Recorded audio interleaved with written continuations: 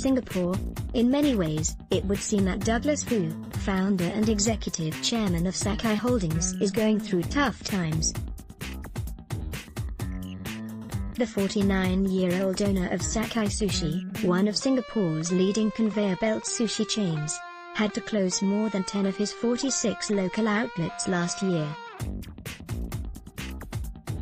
He was also embroiled in a 6-year legal battle against a former Sakae director who he accused of breaching his fiduciary duties. It all started when his friend, Mr. Andy Ong, invited him to join his property development investment project. Sakae became a minority shareholder in the joint venture real estate investment firm. As Mr. Foo sits before me, he looks every bit the well-put-together and distinguished businessman, but as he talks about the case, it becomes clear that beneath it all, he is still distressed by it. To listen to the full interview, click here. After all, Mr. Ong was a close friend whom he had known since his national service days. He tells me he still feels a lot of pain when he thinks about what happened. I kept asking myself, what exactly went wrong?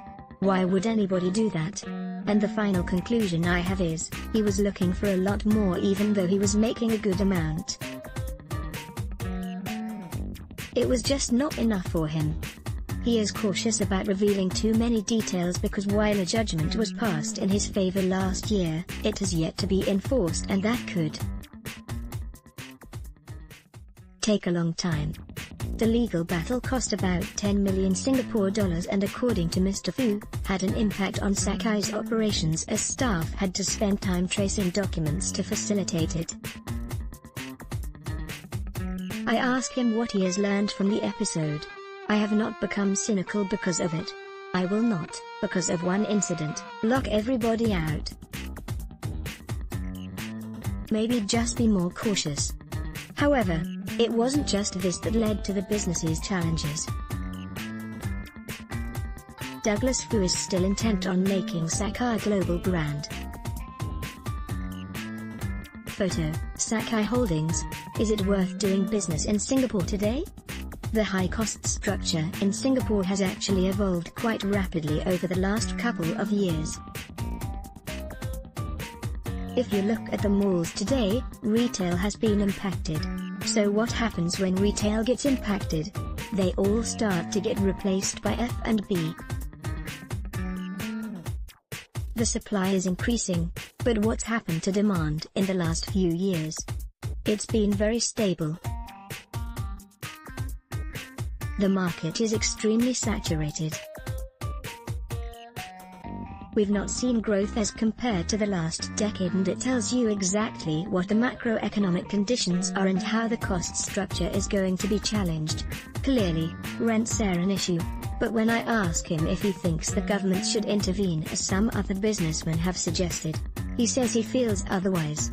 I think these are driven by free market forces, demand and supply. Where do you intervene? How do you intervene? At what stage do you intervene?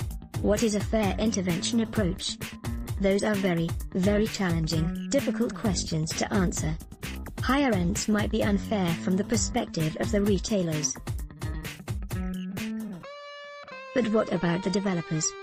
How do you manage that fairness for them?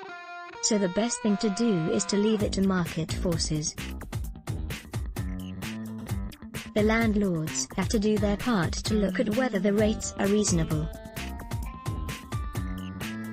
If it's not reasonable, market forces will correct that. It is natural that he would be able to see it from multiple perspectives, considering that one of his strategies is to acquire real estate so that he is not constantly at the mercy of landlords. The likes of Starbucks and McDonald's actually have a real estate strategy as well. So we, likewise, try to own about 20 to 30% of the units that we operate. However, he says he has noticed more and more people going into business, but not having thought it through enough to sustain it, which is partly why the market is saturated today. But there is really no way to control this, he concedes. There's never an ideal situation in business. If you never try, you never know. So I think if you are going to start to tell people not to go into this area because it is challenging, it won't work because there will still be people who want to try it out. Some succeed. Some don't.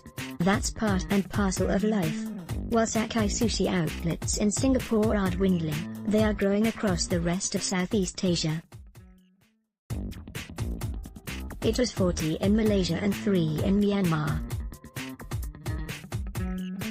It also has 80 associate restaurants in which it holds stakes in the region. Its brands include Sakae Teppanyaki, Sakae Delivery, and Hi Sushi. We want to be a global brand, so we should focus on markets that are ready for our product. That has always been my dream, to have a global brand from Singapore. I wonder if he feels it might be a better bet to leave Singapore altogether. He confesses that he has been discussing this possibility with his colleagues more often recently. But my colleagues are very passionate that we are born here, so we should continue to have a presence here. He clearly feels differently. I've considered leaving. I think there are many markets in the world that are much more easier to operate in and are much more rewarding. Some are really at the beginning phase of having Japanese food. It's not so common in the market and so it is very easy. We also have good partners that we have been working with for many years now. But he is careful not to dictate decisions and for now will stay here while it makes some business sense. Also, he notes that Singapore has its advantages in terms of a regulatory framework that is clear and business-friendly compared to many other countries. I raise the possibility that business could also be waning because the quality of the food they serve may not measure up. We have actually been serving a lot of the top hotels and a lot of other enterprises for many, many years now. If they are able to use it in their own establishments, it tells you where we are in terms of the quality of the food, he says decisively. Some critics have said that the reason Sakae is not doing as well as it used to in Singapore is simply because it is not adapted to changing tastes and preferences. When I put this to him, he says he hasn't been directly involved in running the outlets, but believes his colleagues have been doing what's right for the business. The next big thing indeed. It seems his attentions are elsewhere as he tells me about how Sakae Holdings is diversifying its revenue stream so that he can fulfill his dream of having 30,000 F&B outlets worldwide. It's a figure modeled on other global F&B brands' success. I ask him why he is so intent on doing this. It's not about money. I don't need a lot to live my life. But I want my life to be fulfilling, to know that I can leave this world with a smile and knowing that I've tried my best in this endeavor to realize a grand dream of bringing something meaningful to the world, affordable and high-quality food. He has also been increasingly focused on ensuring they use sustainable seafood sources. It's important to use the world's resources responsibly, he says. He claims he sees entrepreneurship as a responsibility, not just to customers, but also to the people who work for him. People should feel that working for you is fulfilling to them in terms of not just their financial needs, but personal growth and achievement. Sakae has a 40,000 square foot facility that provides human capital training and development for staff and a leadership center as well. But I remark that considering the recent closures, he is clearly far from achieving his dream of a global F&B brand. He concedes that starting from a very small market base has made it harder.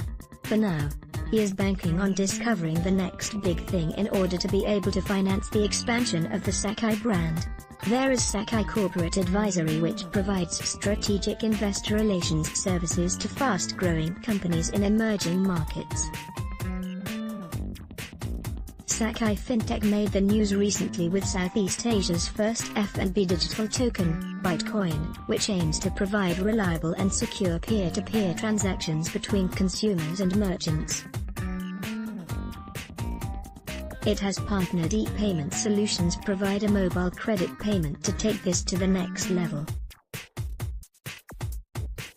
The aim is to have a transparent and secure system of record-keeping across the complex F&B value chain that involves suppliers, logistic providers and retail outlets. Merchants are also using many digital service systems. That means having separate equipment to cater to various payment methods. Bitcoin is a unified system that can make all this much more efficient, he says enthusiastically. Businesses and consumers will be able to leverage Bitcoin's ability to amass consumer data when it is paired with a digital wallet. This can help them create targeted marketing tools and help consumers receive personalized promotions that recognize their loyalty and preferences. This might have a chance of being the next unicorn, and when that happens, we will have a lot of financial resources to actually build on the brick-and-mortar business and food delivery business as well. We believe that still has the potential to grow in the region, but restaurant returns are quite fixed, so we are using the digital space to get the financial returns to deploy more mergers and acquisitions to build our dream of having a global brand. They are also developing Sakae Cybersecurity, which is aimed at helping small and medium enterprises go digital safely. When I bring up the losses of recent years, he explains that his shareholders have been reassured by their recent efforts. Because of all the closures, we've had to write off quite a few losses. When you close, the leases don't necessarily end, and sometimes you even need to negotiate. So this is just a transition phase. We've explained this to our shareholders, and they have to be in it for the longer term. He claims they have a group of good supporters among their shareholders in spite of the company's challenges. Douglas Foo is also president of the Singapore Manufacturing Federation. Photo, Singapore Manufacturing Federation, a learning journey, but Mr. Foo is no stranger to challenges. In fact, his first Sakae sushi outlet was opened in Raffles Place in 1997, during the Asian financial crisis. I thought about postponing my plans when the crisis hit, but then I thought, when really is a good time? It will never be perfect. You just prepare yourself and flow together with the tide, because at the end of the day, you can plan all you want, but things could still go wrong. In the beginning, his plan was to open just 6 outlets. Today, they have surpassed that number. It didn't always work out so well. They opened an outlet in New York City in 2008 on the ground floor of the Chrysler Building. But the global financial crisis struck shortly after, and they closed it in 2009. It's something he accepts as being part of the journey. You can't win every single time, he says. Mr. Foo claims that as he was growing up, he never thought of becoming an entrepreneur. He grew up, like many Singaporeans at the time, thinking that he would work for a multinational corporation in Singapore, and his family encouraged it as well. His father, an immigrant from China, was a mechanical and electrical consultant and taught him the value of money and discipline. He tells me about an incident when he was 10 years old. He had a fever and called his father, hoping he would come and pick him up. Instead, his dad reprimanded him for wasting 10 cents making the phone call and told him to make his own way home. His monthly allowance was a modest 50 Singapore dollars a month, and to supplement it, he would tutor students on weekends. Before his NS enlistment, when he had a few months to kill, he tried out various jobs. He took turbine readings for engineers at the Sakae power plant. Then he would go and do relief teaching. He also worked as a baker. I was hoping to learn some baking skills. At least I could then keep my stomach filled if I ever needed it. Instead, I realized I didn't love to bake, but I did bake some love there, he says with a laugh.